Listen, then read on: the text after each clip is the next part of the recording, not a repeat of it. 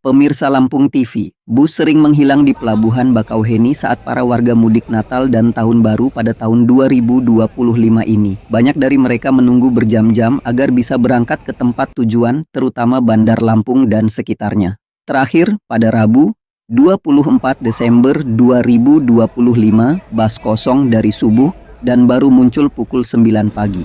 Menjelang asar, bus tidak tampak lagi hingga menjelang maghrib. Kekosongan terutama terasa di jalur eksekutif. Sejumlah pemudik tidak mengetahui ada bus di kawasan reguler karena terhalang pandangan dan rata-rata bukan orang yang sering bolak-balik antara Bakauheni dan Merak.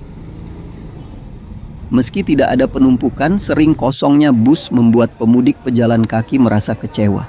Belasan dari mereka tidak sudi direkam saat wawancara karena menganggap pemerintah saat ini tidak peduli dengan rakyat kecil.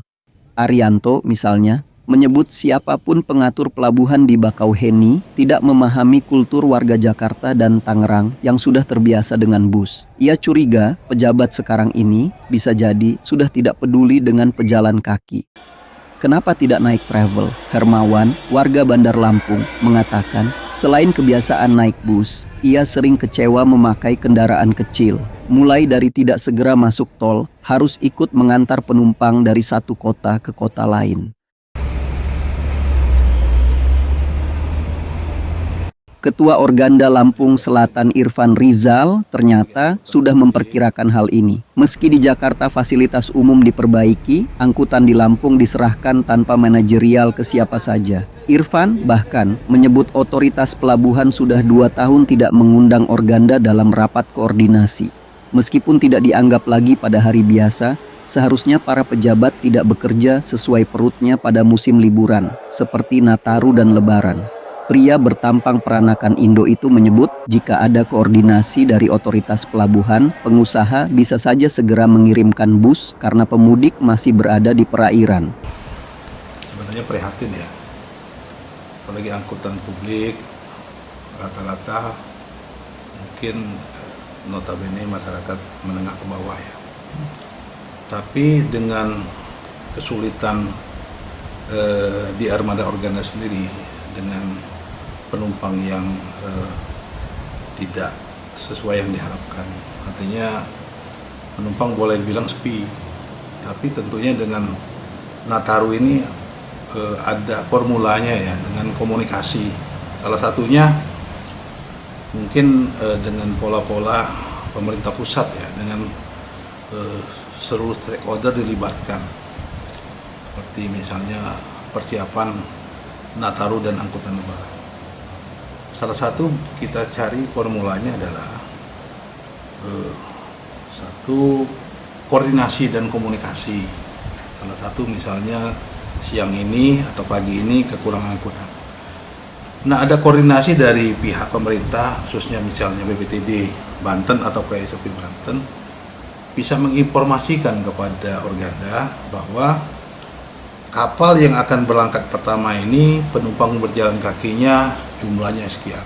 Kalau armada kita yang memang di reguler itu boleh dibilang sudah sedikit sekali, nah kita bisa menyikapin itu, mungkin kita minta geser armada kita yang ada di eksekutif. Atau yang lebih lagi ekstrimnya, kita bisa kontak ke perusahaan ataupun ke terminal Raja Basah. Dengan kepastian ada muatan itu kita menggunakan jalan tol. Artinya dengan 1,5 jam sebelum kapal sandar, kendaraan kita sudah siap. Jadi adalah satu solusi yang dicari. Salah satunya adalah melibatkan stakeholder. Nah, kami merasa tahun ini dari pemerintah, khususnya Kementerian Perhubungan, untuk khususnya wilayah Lampung Selatan ya, khususnya di pintu gerbang ini, kami sama sekali belum pernah diundang untuk persiapan Nataru ataupun Anglep. Nah, kami nggak menyalahkan ya, tapi tentunya mungkin ini solusi, salah satu solusi dari keterbatasan saat ini. Demikian.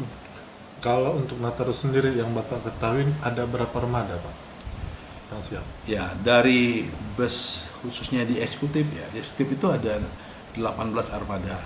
Nah, salah satu menyikapinya adalah selama ini kami selalu berkoordinasi dengan Raja Basah dan Bakauheni.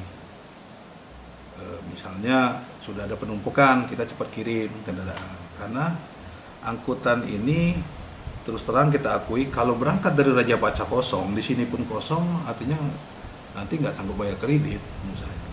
Nah, kita perlu dukungan pemerintah dengan menginformasikan dan mengajak kita berkolaborasi. Berganda ataupun dari Aprindo itu mungkin salah satu user utama ya.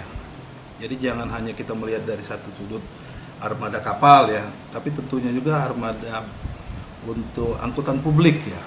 Dari keterbatasan dari angkutan publik yang kendaraan angkutan darat ya, seperti bis ataupun travel, itu bisa kita cari formulanya.